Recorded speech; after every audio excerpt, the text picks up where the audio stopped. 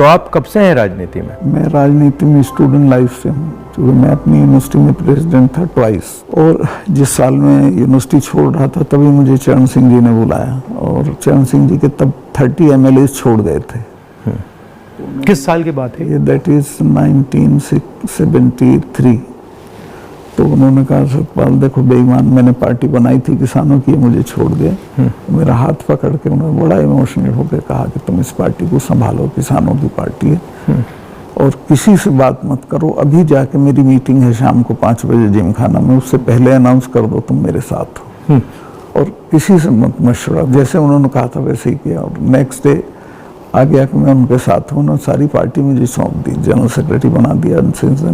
उसके बाद उन्होंने MLA लड़ाया, तो मैं 26 साल की उम्र में 74 में MLA हो गया। फिर राज्यसभा का मेंबर हुआ, 2 बार लोकसभा का हुआ, मिनिस्टर हुआ, और अब गवर्नर हुआ। तो तब से लड़ाई झगड़ा कुछ ना कुछ चलता रहता है, बट होल टाइम पॉलिटिक्स में आ गया। फिर प्रैक्टिस वगैरह नहीं कर पाया। तो कैसे थे वो चरण सिंह? चरण सिंह जी वो अच्छे थे। तो उनकी दिक्कत क्या थी कि उनको किसी भी तरह प्राइम मिनिस्टर बनने का एक सपना देखते थे वो। हाँ। तो उसमें उन्होंने इधर उधर किया, और वो कल्चर्ड, ईमानदार, बहुत स्वीट आदमी थे। बट ये मतलब हमारे जो पॉलिटिशियंस है, काफ़ी लोगों को ये हो जाती है कि बस बनना ही बनना है। हाँ, मतलब सब कुछ कॉम्प्रोमाइज करके बनना है। मैं आपको कह रहा हूँ, आपकी पूरी जो स्ट्रेंथ है जो किसी के पास नहीं है, वो ये है कि मुझे कुछ नहीं चाहिए। इससे सामने वाले सब खलास हो जाते हैं। पर ये होता क्यों है कि मतलब इतनी मतलब इम्पेशंस हो जाती है कि बस हर हालत में ही, मतलब काफी पॉलिटिशियंस ऐसे हो। आज़ादी की फौरन बाद तो राजनीति एक तरह से कर्तव्य था, और लोग करते थे उसको उस तरह। फिर ये प्रोफेशन हो गया, और अब ये बिजनेस हो गया है। आप जम्मू कश्मीर में जब थे, जी, मतलब बड़ा कॉम्प्लिकेटेड टाइम था, बहुत कॉम्प्लिकेटेड। उसके बारे में आपकी क्या राय है? क्या मेरी ये राय है कि जम्मू कश्मीर को आप जबरदस्ती या फौज से ठीक नहीं रख सकते हैं। वहाँ के लोगों को जीत के आप कुछ भी कर सकते हैं, और वहाँ के लोग एमिएबल हैं। ऐसा नहीं कि इम्पॉसिबल है। मैंने तो देखा, मैंने उनको अपने साथ किया। आपने अंदर से डिटेल से देखा, सोल्यूशन वहाँ किस बेसिस पे आएगा? इमीडिएटली तो उनकी स्टेटहुड वापस करना चाहिए। उनको इतना 370 नहीं चुभा जितनी स्टेटहुड लेकर यूनियन टेरिटरी बनाना चुभा। और यूनियन टेरिटरी इन्होंने किस लिए बनाया, जो मुझे लगता है, मुझे नहीं बताई वो बात, इनको ये अंदाजा था कि पुलिस रिवोल्ट कर जाएगी, जबकि ऐसा नहीं था। पुलिस इतनी फेथफुली रही भारत सरकार के साथ कि ईद का महीना था, एक एक सिपाही ने छुट्टी भी नहीं मांगी, वहीं लाइन में रहे। तो एक तो स्टेटहुड, और उनका प्रॉमिस भी है अमित शाह का हाउस में, उसको इमीडिएटली वापस करना चाहिए, और फिर इलेक्शन करा देने चाहिए।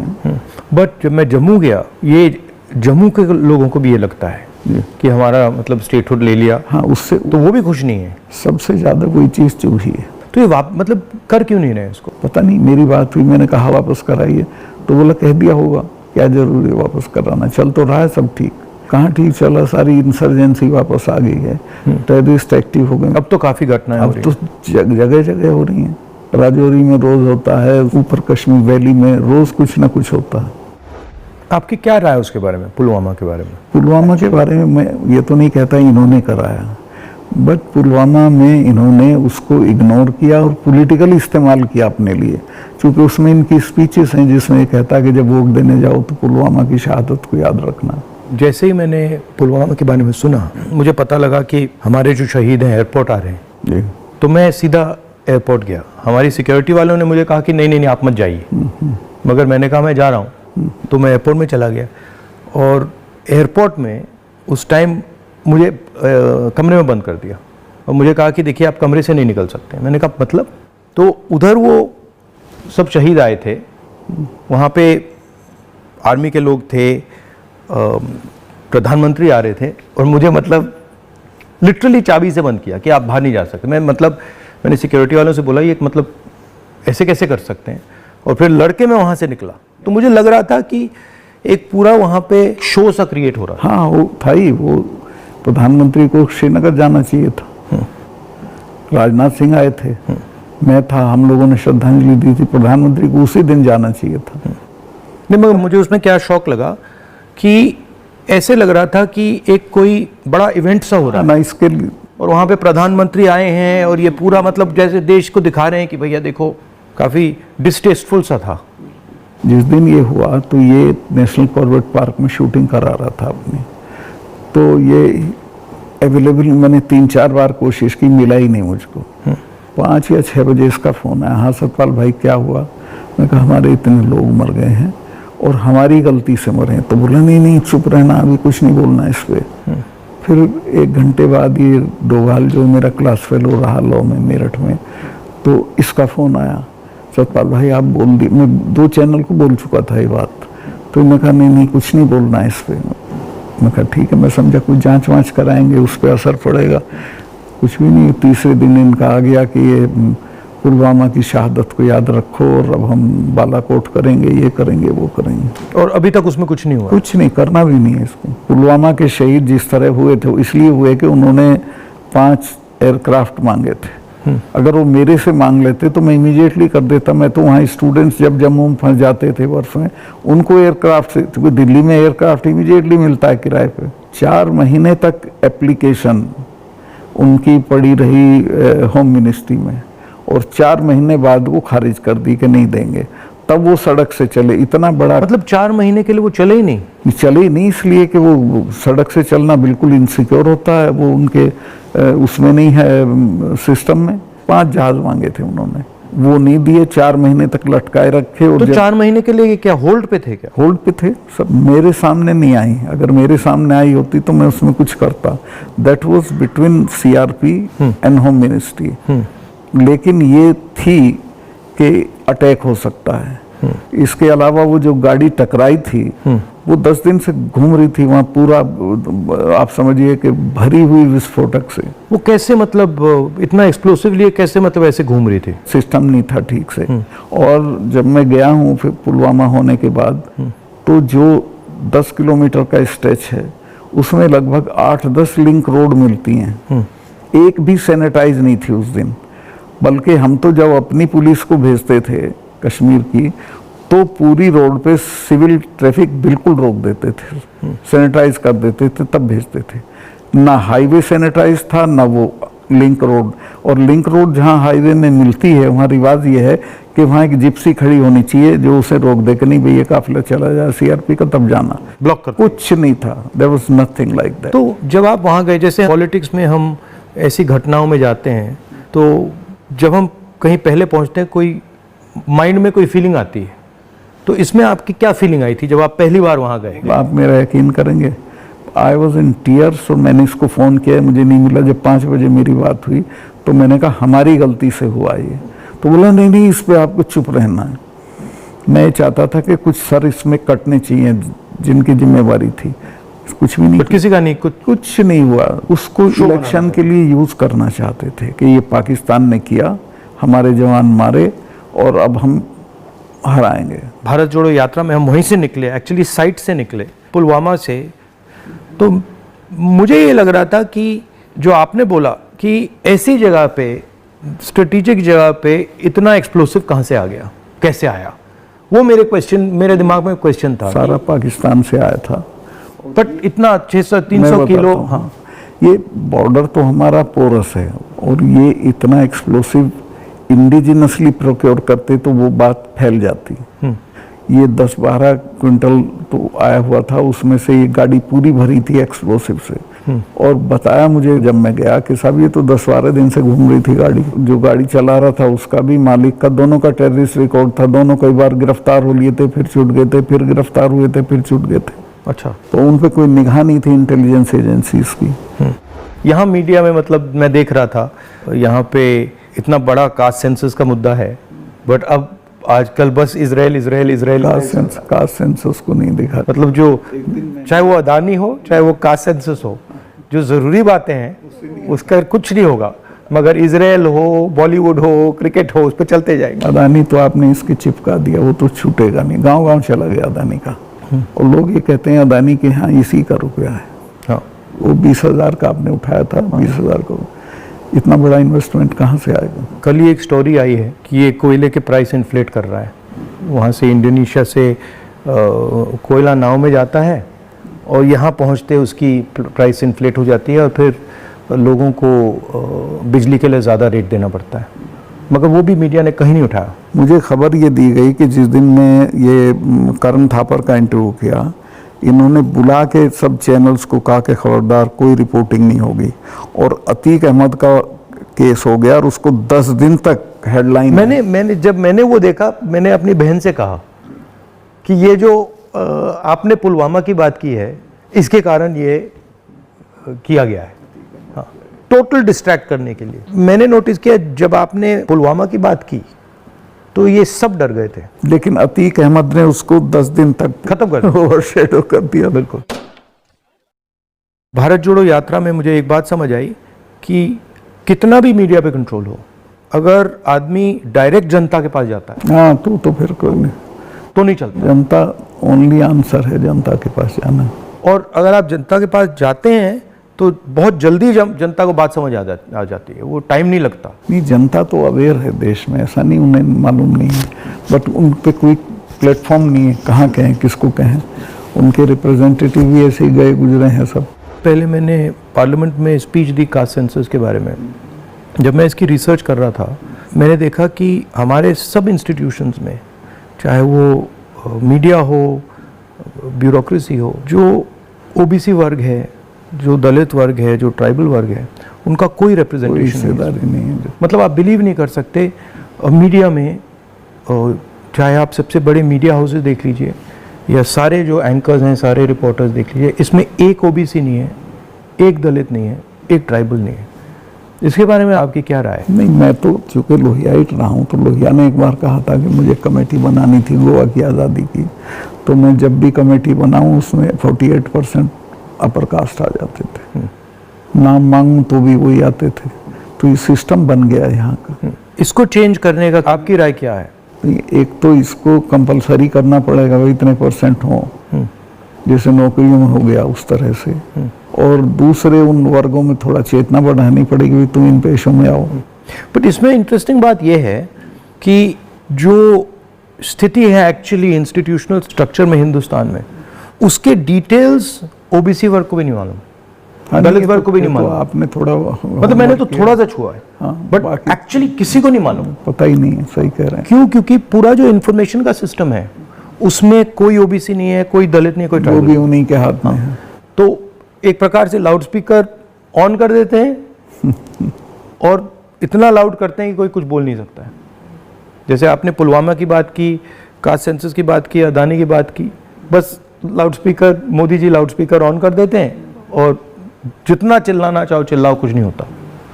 कुछ दिन पहले मैं दिल्ली में 3-4 घंटे बढ़इयों के साथ काम किया, तो वो मुझे बता रहे थे कि हम सोफ़ा बनाते हैं, चेयर बनाते हैं, टेबल बनाते हैं, मगर जिस शोरूम में वो बिकता है उसमें हम जा नहीं सकते। मतलब काम हमारा, मेहनत हमारी, मगर फल हमारा नहीं। और कितना गुना एनहांस करके पैसा लेते हैं उसका। इनको तो कुछ मिलता नहीं गरीबों को। ये बहुत ही एक्सप्लॉयटेटिव सिस्टम है। तो अगर आप जीएसटी देखें, जीएसटी भी इनडायरेक्ट टैक्स है, उसमें छोटे व्यापारी, किसान, मजदूर वो टैक्स भरते हैं। डिमोनेटाइजेशन भी उनके खिलाफ हथियार था। किसान आंदोलन में तो आपने काफ़ी कमेंट किया है, वो भी मतलब उनके घर में से पैसे निकालने का तरीका था। नहीं, वो तो इनका मैं बताता हूँ, अगर आप नहीं हटाओगे इस बार तो खेती को तो ये पूरी तरह खत्म, मतलब किसान छोड़ के भाग जाएगा और ये कॉरपोरेट को दे देंगे। इनका ये इरादा है। मैं तो खेती करता था, मेरे गांव में पूरी यूपी की सबसे बड़ी काश्त थी। एक हमारे चाचा थे, उनके पास 2500 बीघा ज़मीन थी, और आज मैं जाता हूँ तो सब के लड़के शहर में आ गए हैं। चूँकि एजुकेशन नहीं है, हेल्थ सर्विसेज नहीं है और सिक्योरिटी नहीं है, तो वो बटाईदार को देके वो धीरे धीरे ख़त्म हो जाएगी खेती। खेती को ख़त्म करेंगे, फौज ख़त्म करी दी से ये ला के अग्निवीर में कौन इतने से अरसे के लिए अपनी जान देगा। तो शने शने सब लोगों को, ये हर इंस्टीट्यूशन को पकड़ के ख़त्म कर देते हैं। इनके मतलब इमीडिएटली ये, चाहे वो सेना हो, सरकार हो, ब्यूरोक्रेसी हो, इलेक्शन कमीशन, जैसे इनके हाथ पड़ता है वो अपने लोगों को बैठा के कुछ ना कुछ उल्टा। मैं आप एक स्टडी करा लीजिए, सेंट्रल यूनिवर्सिटी के जो वाइस चांसलर्स हैं पिछले 1 साल में लगे हैं, वो 100% वो हैं जिनके संघ से कनेक्शन थे। उसके बिना आप कोई नौकरी नहीं पा सकते हैं आज, और सेंट्रल यूनिवर्सिटी की तो बिल्कुल नहीं पा सकते हैं। जो इंटर कॉलेज के प्रिंसिपल होने लायक भी नहीं थे वो वीसी लगे हुए हैं सब जगह। मतलब इनका शिक्षा का सिस्टम नहीं रहा, अब कंट्रोल का, माइंड कंट्रोल का सिस्टम बनाने की कोशिश। आपके मुताबिक इम्प्रूवमेंट लाने का क्या तरीका है? देखिए, सबसे बेसिक सवाल है कि किसान को उसकी फसल का दाम सही नहीं मिलता है और उसके चलते वो हर साल गरीब होता जाता है। जो एक फसल का दाम पिछले साल था, खाद का और बाकी चीज़ों का जो दाम था, उसकी तुलना में इस साल में और फर्क हो जाता है। तो उसकी परचेजिंग पावर हर साल कम होती चली जाती है और उसे पता नहीं चलता। ही डजंट नो कि मैं गरीब हो रहा हूँ, लेकिन वो गरीब हो जाता है क्योंकि उसके जितना एक मन गेहूं में पिछले साल खाद खरीद सकता था, इस साल नहीं खरीद सकता, इस साल ज़्यादा गेहूं देना पड़ेगा। तो वो जो उसकी परचेजिंग पावर कम होती है उसको एहसास ही नहीं है, पता भी नहीं चलता है। तो वो तो मैंने देखा, जब पब्लिक मीटिंग्स में बताते तो कहते हैं हमें तो पता ही नहीं था ये। मैं कहा भाई तुम्हें पता ही नहीं, तुम गरीब हो रहे हो। तो उन्हें सुन के बुरा लगता है। फिर मैं समझाता हूँ, बताओ पिछले साल इतने गन्ने में कितना सामान खरीदते थे, इस साल कितना खरीदते हो। तो सबसे पहले है कि जो पैरिटी ये है एमएसपी इसको लागू करना चाहिए। एमएसपी में ये नहीं कि सरकार सारी फसलों का एमएसपी दे, लेकिन एमएसपी करने से बाजार गिरेगा नहीं। और एमएसपी है इसलिए कि बाजार एक खास जो आपने दाम तय किया उससे नीचे गिरेगा तो सरकार इंटरवीन करेगी। और ये पंडित जी के ज़माने से जो नागपुर सम्मेलन में जवाहरलाल जी ने कराया था ये कि हम इंटरवीन करेंगे और ख़रीद लेंगे। तो एमएसपी का लागू होना बहुत ज़रूरी है। और एमएसपी पे इन्होंने किसानों से धोखा किया। जब किसान कानून वापस लिए तो कहा था हम एमएसपी करेंगे, और आज तक नहीं किया। वो क्यों नहीं किया? क्योंकि अडानी ने बड़े बड़े गोदाम बना दिए, फसलें एक दाम पे खरीद ली, अगले साल उनके दाम बढ़ जाएंगे, वो बेचेगा। एमएसपी होगा तो किसान इनको सस्ते दाम पे नहीं देगा। तो एमएसपी का होना सबसे ज़्यादा ज़रूरी है। फिर जो उसके लिए आप खाद, बिजली, पानी जो भी सरकार देती है उसके दामों पे कंट्रोल करना पड़ेगा, वो बेतहाशा ना हो, ताकि वो जो मैंने बताया जो फर्क रहता है खरीद बेच का वो ना हो। जो आप कह रहे थे, ये जो अदानी जी हैं, इन्होंने पूरा जो स्टोरेज का इंफ्रास्ट्रक्चर है अपने हाथों में ले लिया है। इसका इफ़ेक्ट मैंने जम्मू कश्मीर में देखा, इसका इफ़ेक्ट हिमाचल में दिखता है, अलग अलग स्टेट्स में, हरियाणा, पंजाब में। हरियाणा में तो पानीपत में बड़े बड़े गोदाम बना दिए। तो पूरा मतलब इस जो स्टोरेज का इंफ्रास्ट्रक्चर ये कैप्चर कर लिया है। तो फिर जब भी ये प्राइसेस को मतलब ऊपर नीचे फाइन ट्यून करना चाहते हैं, कर देते हैं, तो ये किसानों को मतलब नुकसान, डायरेक्ट नुकसान पहुंचाते हैं। जब तक इनके खिलाफ हल्ला बोल नहीं होगा तब तक सुधरेंगे नहीं, या फिर सरकार बदल जाए। अभी तो इन्हें टोटल प्रोटेक्शन है। मगर मैंने देखा है कि जनरली सरकारों के पास जो किसान का जो स्टोरेज की कैपेबिलिटी होती है उसके बारे में सरकारें ज़्यादा नहीं सोचती हैं। वो ज़्यादा नहीं, बिल्कुल नहीं सोचती। आप नॉर्थ ईस्ट में भी थे? हाँ, मेघालय में। वो मुझे पनिशमेंट पोस्टिंग दी गई थी गोवा के बाद, क्योंकि गोवा में मैंने करप्शन के बारे में बहुत बोला था। लेकिन वो अच्छी गोवा से हटा दिया गया। हाँ, गोवा से हटा के नॉर्थ ईस्ट भेज दिया गया था। तो कश्मीर से हटाया, फिर नॉर्थ गोवा से हटाया, फिर मतलब सब जगह 5 तबादले किए इन्होंने मेरे, जैसे सरकारी कर्मचारी के करते हैं।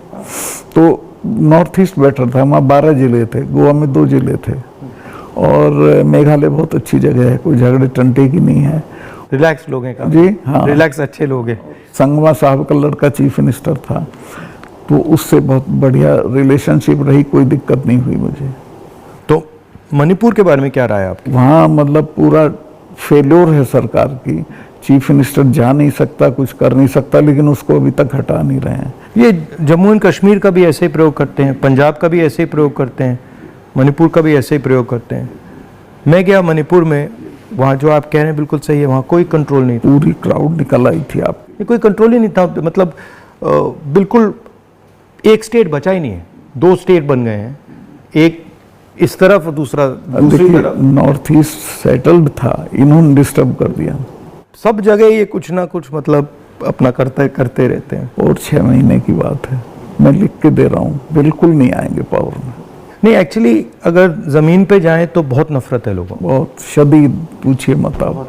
मुझे लगता है कि हिंदुस्तान की राजनीति में आज दो विचारधाराओं की लड़ाई है, एक आरएसएस गांधी वाली, एक आरएसएस और एक गांधी वाली, और दोनों एक प्रकार से हिंदुइज्म के एक्सप्रेशन हैं। दोनों एक विजन है हिंदुइज्म का, एक अहिंसा का, एक भाईचारे का, और दूसरा जो आरएसएस का, जिसको मैं डिस्टॉर्टेड विजन कहता हूँ, वो नफरत का, हिंसा का। तो इस फाइट के बारे में आप क्या सोचते हैं? मेरा यही सोचना है कि हिंदुस्तान कंट्री के तौर पे तभी सरवाइव करेगा जब वो लिबरल हिंदुइज्म के रास्ते पे चलेगा, जो गांधी का विजन है। गांधी ने ऐसे ही नहीं कहा था, गांधी ने इस देश को जितना समझा था किसी ने नहीं समझा था। वो गांव-गांव गए थे, जगह जगह गए थे, और वो इस नतीजे पे पहुंचे थे कि नहीं, बाकी बातें बेकार हैं, ये ठीक है रास्ता। तो हिंदू का जो लिबरल हिंदू थॉट है वही रहेगा तो देश सरवाइव करेगा, वो टुकड़े टुकड़े हो जाएगा अदरवाइज। और ये कोई राजनीतिक बात नहीं है, मुल्क के अस्तित्व के लिए जरूरी है कि हम मिलजुल के रहें, एक दूसरे के साथ रहें, झगड़ा ना करें। नहीं, झगड़ा होगा तो मुल्क ही नहीं रहेगा ना। हाँ बिल्कुल, तो मुल्क का मतलब ही है कि मतलब भाईचारे से मिलजुल के रहें जी, मिलजुल के लोग रह रहे हैं। तो आपका मतलब काफ़ी सालों से इस लड़ाई में आपका एक्सपीरियंस रहा है, और आप मतलब बहुत सालों से आरएसएस से लड़ रहे हैं। तो आपकी मतलब सजेशंस, राय क्या है? मेरी राय ये है कि अपने लोगों में ये प्रचारित हो ठीक से गांधी का, कांग्रेस का जो विजन है कि ये हम क्यों इनसे डिफरेंट हैं, ये क्या चाहते हैं, वो क्यों आपके हक में नहीं है, ये पॉलिटिकल लोग भी नहीं बोलते हैं, उनको ही बोलना चाहिए। और जो आप कह रहे थे, जो क्रिस्टलाइजेशन होना चाहिए पॉलिटिकल लोगों की माइंड में कि भाई ये अब ये राजनीतिक लड़ाई नहीं है, अब ये आइडियोलॉजिकल लड़ाई है, वो क्रिस्टलाइजेशन इतना हो नहीं रहा है। वो नहीं हो रहा है, क्योंकि देखिए हिंदुस्तान का आदमी जो पॉलिटिक्स में एक्टिव है वो राजनीति तक और अपने तक एक्टिव है। वो एक तो पहले तो देश के बारे में उस तरह नहीं सोचता जैसे सोचना चाहिए, और वो जो ब्रॉडर इश्यूज हैं उन पे राय नहीं बनाता है, राय जाहिर नहीं करता है, उस पर खड़ा नहीं होता है। तो वो हम पॉलिटिकल लोगों को करना पड़ेगा। और इसमें यह भी है कि जो, जैसे मैंने कहा कि इंफॉर्मेशन का सिस्टम जो है आसानी से राय बनाने भी नहीं देता है, जो डिस्ट्रैक्ट करता रहता है। तो इंफॉर्मेशन का सिस्टम तो वन वे हो गया है, उसमें आपकी बात तो आएगी नहीं, जो दूसरी बात है वो आएगी। और लेकिन एक अच्छी चीज़ हुई है कि लोगों ने टीवी देखना बंद कर दिया, भरोसा चला गया है। इस वक्त हम लोगों की एक ही स्ट्रेंथ है, दैट इज सोशल मीडिया। हम लोगों की बात सोशल मीडिया से फैलती है। ये उसको भी रोकने के सिस्टम ढूंढ रहे हैं, कैसे रोका जाए, वो अभी नहीं हुआ है, लेकिन वो हमारी स्ट्रेंथ है। जो प्रिंटेड मीडिया है, इलेक्ट्रॉनिक है, इस सबको इन्होंने कंट्रोल कर दिया, वन साइडेड कर दिया। लेकिन अच्छी बात यह कि लोग भी उसको समझ गए हैं, तो इनकी बात को यकीन नहीं करते, वो कहते नहीं ये तो गड़बड़ है। आपने कहा कि सोशल मीडिया में मतलब हमारा थोड़ा सा असर है, बट मेरे अकाउंट्स को तो पूरा सप्रेस किया जाता है, जैसे चाहे वो मेरी यूट्यूब हो, फेसबुक हो। नहीं, आपके होगा, पर आपके समर्थन में जो लोग करते हैं वो उसे नहीं रोक सकते। मगर जो वही है आपकी स्ट्रेंथ। जो सेंट्रल मेरा अकाउंट है उसको तो पक्का रोकते, मेरा यूट्यूब अकाउंट को तो पूरा दबा रखते। मेरा भी कुछ नहीं है, कहीं कुछ नहीं आता है, लेकिन जो हम लोगों के पक्ष में बात बोलते हैं वो फैलती है। मैंने देखा है कि जब भी सरकार पे कोई प्रेशर आता है, जैसे अगर कास्ट सेंसस की बात हो, अदानी की बात हो, एमएसपी की बात हो, किसानों की बात हो, तो ये कोई ना कोई गिमिक निकाल देते हैं। और अभी मैंने देखा कि जब मैंने पार्लियामेंट में अदानी की स्पीच दी तो सबसे पहले टीवी ऑफ कर दिया, उसके बाद मुझे पार्लियामेंट से निकाल दिया, और फिर स्पेशल सेशन की बात हुई, उसके बाद स्पेशल सेशन के अंदर भारत या इंडिया का डिस्कशन की बात हुई, और फिर एंड में विमेंस बिल की बात हुई, और विमेंस बिल भी वैसा कि वो 10 साल में आएगा, आज नहीं आएगा ही नहीं कभी। तो ये इनका ये तरीका जो है, चाहे वो पुलवामा हो, विमेंस बिल हो, डिस्ट्रैक्ट करने का इनका बहुत इफेक्टिव तरीका है। 2-3 चीजें हैं प्रधानमंत्री की। एक तो ये किसी भी चीज को वो बना देता है इवेंट, छोटी छोटी चीज का, और उसका अपने पक्ष में इस्तेमाल कर लेते हैं। वीमेंस बिल का भी इसने यही किया, औरतों को कुछ मिल नहीं रहा है और एहसास ये करा दिया, पता नहीं कितना बड़ा काम कर दिया। हाँ हाँ, मतलब शो बहुत ग्रैंड शो होता है। जैसे वो पार्लियामेंट की बिल्डिंग, नई बिल्डिंग में जा रहे थे तो कॉन्स्टिट्यूशन को हाथ में पकड़ के पूरा मतलब ड्रामा। नई बिल्डिंग वाला इसकी कोई जरूरत नहीं थी, पर उनको पत्थर लगवाना था कि मैंने बनवाई थी एक पार्लियामेंट। लेकिन वो हर चीज को उसी तरह से बहुत मैग्लोमेनियक की तरह करते हैं। जैसे पुराना हाउस है, उसमें अगर आप एक्सपेंशन करना चाहते हैं तो सेंट्रल हॉल में आप लोकसभा डाल दीजिए, लोकसभा में आप राज्यसभा डाल दीजिए, हो गया काम। मतलब सेंट्रल हॉल में मतलब वो बिल्डिंग तो उसकी अगर वो भी कई सौ साल चलेगी। हाँ, तो बिल्कुल। और अगर आपको सेंट्रल हॉल चाहिए तो एनेक्सी में सेंट्रल हॉल कर देते। बिल्कुल, तो प्रॉब्लम ही नहीं थी, बट प्रॉब्लम क्रिएट करके, शो करके पूरा मतलब, इससे देश को काफी नुकसान होता है। क्योंकि नुकसान होता है, लेकिन एक अच्छी चीज ये है कि लोग इसको समझ रहे हैं। लोग ना समझें तो दिक्कत है, लोग हर चीज समझ रहे हैं। मैं तो बिल्कुल नीचे तक जाता हूँ, वो सब बोल रहे हैं इस चीज को कि साहब इसको करना वरना कुछ नहीं है, ये ऐसे ही करता रहता है। और एक्चुअली जब मैं इनके भाषण सुनता हूँ और इनकी जो पॉलिसीज देखता हूँ तो एक्चुअली डेप्थ नहीं है, डिटेल में नहीं जाते। जरूरत नहीं है उसको सिर्फ रूल करना है, कोई इम्प्रूवमेंट नहीं करना, कोई चेंज नहीं करनी है, सिर्फ राज करना, जिसे बोलते हैं ना बहुत क्रूड लैंग्वेज में, सारा राज है, राज करना है, दैट्स ऑल। और वो उस तरह से जो जवाबदेही जनता के लिए होती है वो महसूस भी नहीं करते हैं। आपने काफी बहादुरी के साथ जो पुलवामा के बारे में बोला, आपने जो अदानी के बारे में बोला, किसानों के बारे में बोला, तो फिर आपको धमकाया गया, सीबीआई इंक्वायरी कराएगी, सब शुरू हो गया, पूरा इनका सिस्टम चालू हो गया। आप हैरत करेंगे, ये कानून है कि जो शिकायत करता है उसको सजा नहीं दी जाती है। मैंने शिकायत की जिनकी की, उनका आज तक इंटरोगेशन नहीं हुआ। मेरे यहाँ 3-3 बार आ गए, मेरे स्टाफ के लोगों के फोन ले गए सीबीआई वाले। मैंने कहा भाई तुम कुछ कर लो, मेरा कुछ नहीं बिगाड़ सकते, मैं तो फकीर हूँ, मेरे बिना कुछ है। तो तंग आ गए वो, लेकिन करना पड़ा। फिर यही कहते थे लास्ट में, साहब नौकरी कर रहे हैं मुकदमा। वो मुझे भी यही कहते थे कि भाई आप छोड़िए, मतलब हमें दबाया जा रहा है, हमें करना पड़ रहा है, इसमें कुछ है नहीं। उनकी भी मजबूरी है, उनकी मजबूरी है, क्या करें। हम बात कर रहे हैं तो इसके बाद में आप पर भी थोड़ा आक्रमण करेंगे। जब भी हम किसी से बात करते हैं एकदम आक्रमण शुरू हो जाता है उन पे। हाँ नहीं करेंगे, मेरे पे तो करते रहते हैं, ज्यादा दिक्कत नहीं, आपको कोई फर्क नहीं पड़ता। थैंक यू, बहुत अच्छा लगा, बहुत अच्छा लगा, थैंक यू।